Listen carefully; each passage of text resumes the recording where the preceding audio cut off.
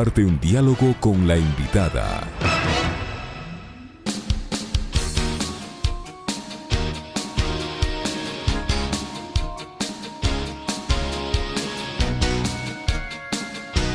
Doce con 33 minutos. En el 2018, 4 mujeres amazónicas fueron amenazadas. El caso llegó al extremo que incendiaron la casa de una de ellas y aún no se ha dado con los responsables del hecho. Han sido llamadas terroristas, criminalizadas por defender los derechos de la naturaleza, por defender sus territorios. Para hablar de este tema, nos acompaña en nuestros estudios Patricia Hualinga, lideresa indígena y vocera del colectivo Mujeres Amazónicas. Una representación de este colectivo ha estado de visita en la capital de la República, se ha reunido con diferentes autoridades del Estado. Además, tienen el acompañamiento de una delegación de Amnistía Internacional que ha exigido al Estado el respeto, la garantía para la integridad de los defensoras de los derechos humanos. Patricia, buenas tardes, gracias por estar aquí en Pichincha Universal.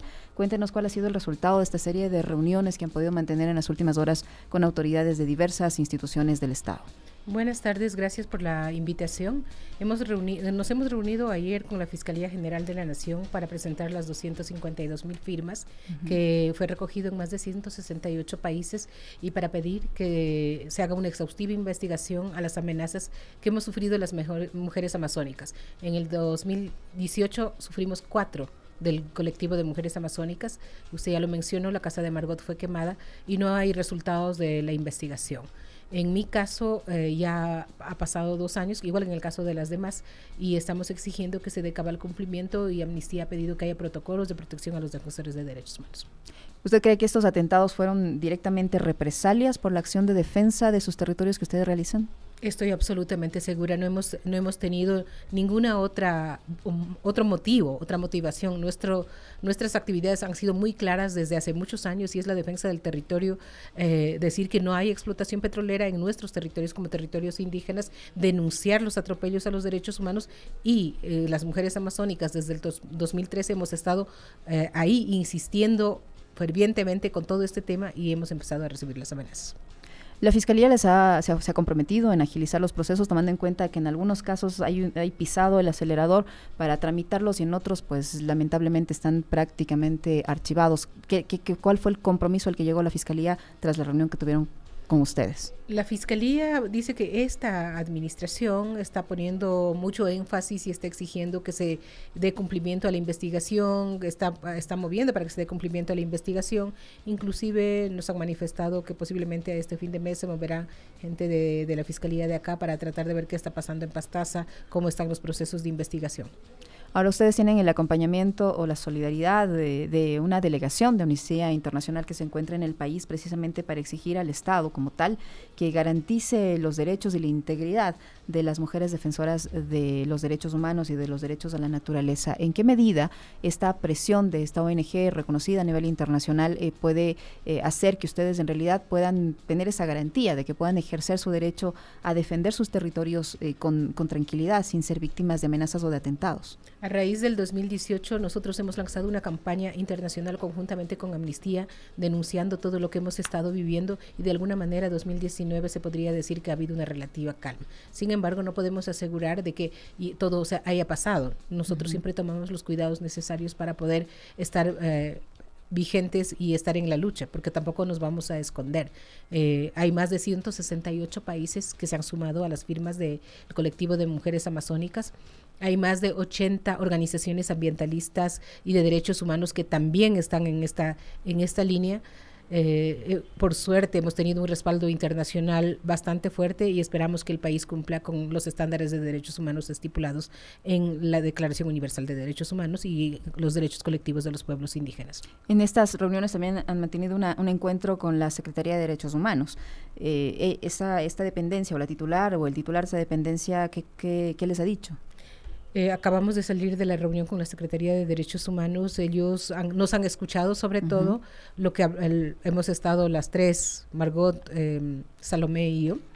Nos han escuchado, todo lo que nosotros hemos conversado y cómo ha ido nuestra situación, y sobre todo han hablado de que están trabajando interinstitucionalmente en algunas normativas que puedan ayudar a que haya protocolos adecuados sobre el tema de defensores. Ahora, en el 2018, ustedes entregaron un mandato al presidente de la República, Nelly Moreno, en el que pidieron o expresaron su postura en contra de las empresas extractivistas que destruyen el territorio a criterio de sus organizaciones. ¿Cuál fue la respuesta que tuvieron por parte del gobierno a este mandato que le entregaron al presidente en el 2018? Al inicio hasta tuiteó y dijo que iba a respetar nuestros derechos, la de nuestros hijos, y que iba a revisar las concesiones que se habían hecho, pero desde ahí no hemos tenido ninguna respuesta. Han pasado 2 años y estamos haciéndole acuerdo que no nos hemos olvidado del mandato. El mandato es muy claro, recoge todos los puntos en las cuales las mujeres amazónicas se han visto abocadas a defender los territorios, habla de investigación, habla de estudios de impactos que han sufrido, de nuevas concesiones, de los peligros a los que estamos viviendo cada día, pero no hay una respuesta al mandato y estamos pidiendo, exigiendo que se dé una respuesta formal al mandato de las mujeres amazónicas. Ahora, el Estado como tal ha continuado con los procesos de extracción en diferentes ámbitos, y ustedes consideran que en estos procesos no se ha realizado la consulta previa, han calificado como ilegítimos y arbitrarios estos procesos porque violentan los derechos de sus territorios. ¿Han conversado sobre esta situación con las autoridades? ¿Han exigido que se respete en realidad la consulta previa? Sí, especialmente como pueblo sarayaku, que tenemos una sentencia en la Corte Interamericana de Derechos Humanos, donde la sentencia marca claramente cómo debe ser hecho una consulta libre, previa e informada, y que tiene que contar con el consentimiento. Nosotros hemos enviado varias cartas sobre este tema y realmente hemos dicho que con un decreto como el que es del 1247 no pueden hacer una consulta, porque eso de ley violenta la misma Constitución y la sentencia del caso Sarayaku y los estándares internacionales en materia de consulta. El caso Guaurani también ha ganado en este tema, pero parece que no quieren hacer caso, y eso quiere decir que es el Estado, los gobiernos los que irrespetan la misma Constitución y el derecho internacional. Donde los pueblos indígenas no ha cambiado absolutamente nada, quieren entrar con engaños, con mala fe, y eso no se puede permitir. Tiene que haber una ley de consulta adecuada, con participación de los pueblos indígenas, con participación y respeto de las estructuras, tal como lo estipula la Corte Interamericana de Derechos Humanos. Para nosotros, el decreto 1247 es nulo. Son las 12:40, 12:40. Estamos conversando con Patricia Hualinga, lideresa indígena y vocera del colectivo Mujeres Amazónicas. Ustedes también han hecho un pedido de reparación al Estado. ¿Este pedido de reparación en qué sentido se busca? Hay el bloque 10, que es en Pastaza, hay 30 años donde ha habido explotación petrolera y donde han sacado el crudo más liviano. Refiriéndonos a ese punto, las mujeres de allá denunciaron los atropellos que han vivido, contaminación y todo lo demás. Se había pedido que haya una investigación exhaustiva al respecto para que pueda haber reparación. Si hablamos de reparación, también está en todo lo que está pasando en el norte, donde ya hay explotación petrolera y donde todos sabemos que ahí ambientalmente es terrible. Entonces hemos estado pidiendo en eso. Por ejemplo, en el incendio de Margot también tiene que haber reparación. Nosotros hemos estado todos estos años viviendo contra todas las cosas que se nos vienen encima.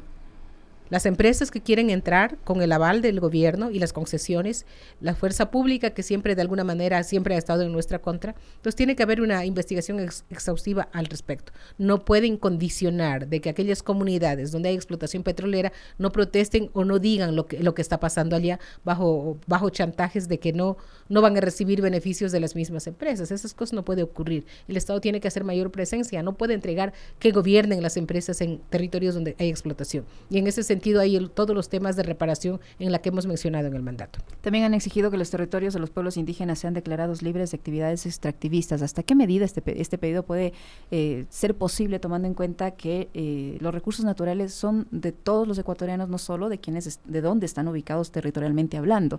¿En qué medida esto puede ser posible de cumplir? Mire, como ya hay actividades legalmente, digamos, de minería, entre otras formas de extracción. Si lo pensamos, el Ecuador es un país dependiente del petróleo. Todo lo que está viviendo el país es porque basó todo su modelo económico en un combustible fósil que está siendo muy discutido a nivel internacional, porque ha creado toda una crisis ambiental que está llevando al caos, no solo al país, sino a nivel global. El Ecuador debe repensar en su modelo económico. Tenemos entendido que en estos días bajó ya el precio del petróleo. ¿Qué va a hacer? Desplomó. Se desplomó el precio del petróleo. Dependiente un país. ¿Qué pasó en octubre cuando quitaron los subsidios? Se levantaron un montón de gente a protestar. O sea, este es el reflejo de cómo basaron su modelo económico en combustibles fósiles como el petróleo. Tiene que haber un cambio de matriz energética. Ecuador debe pensar en otros cambios positivos, no apostar a lo más fácil, a lo que más se tiene que llevar y seguir destruyendo aquella naturaleza que es pristina, que es hermosa como la selva amazónica, que es un baluarte mundial para las futuras generaciones. No podemos destruir algo que nos da vida, oxígeno, fuentes de agua dulces más importantes del planeta. No puede hacer. El Ecuador tiene que pensar. Los gobiernos, si ya están en el gobierno, si fueron elegidos, es para que den respuestas y no para que continúen en el mismo modelo obsoleto que está llevando a la crisis mundial. Patricia, entre las represalias que las mujeres indígenas están teniendo por defender los derechos de sus territorios, los derechos humanos, además, se menciona también violencia sexual causada por la presencia de trabajadores mineros y petroleros en esos territorios. O sea, las represalias no solo son por el hecho de defender el territorio, sino también ya se pasan a la línea de la violencia de género.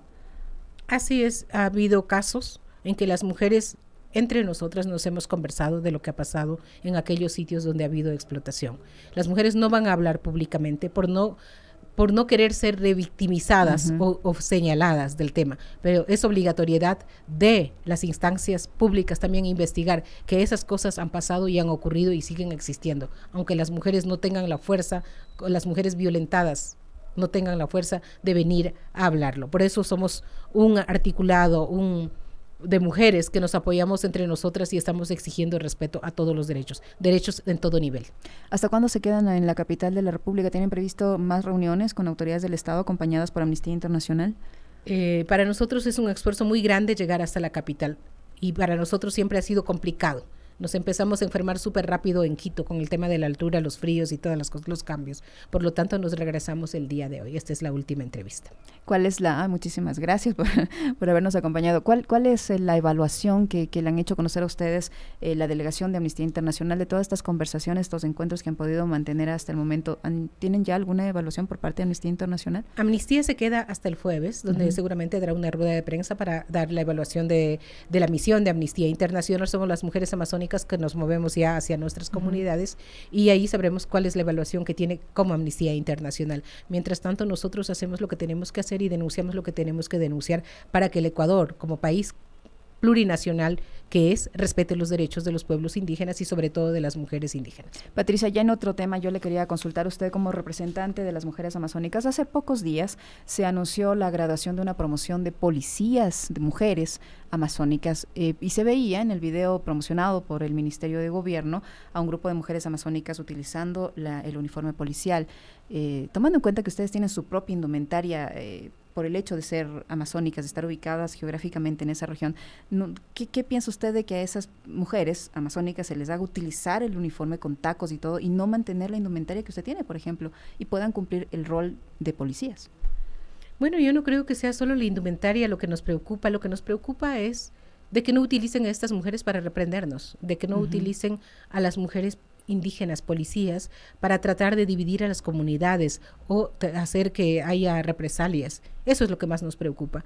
De ahí los trajes, ellas verán cómo se sienten realmente para poder andar haciendo su trabajo. Obviamente los pueblos indígenas siempre hemos dado esa libertad de que cada persona puede escoger y esperemos que sean conscientes de lo que ellas son ahora y que no vayan en contra de su pueblo, que muchas veces ha ocurrido. Hemos visto la utilización. ¿Hay ese riesgo? Ahí puede haber ese riesgo.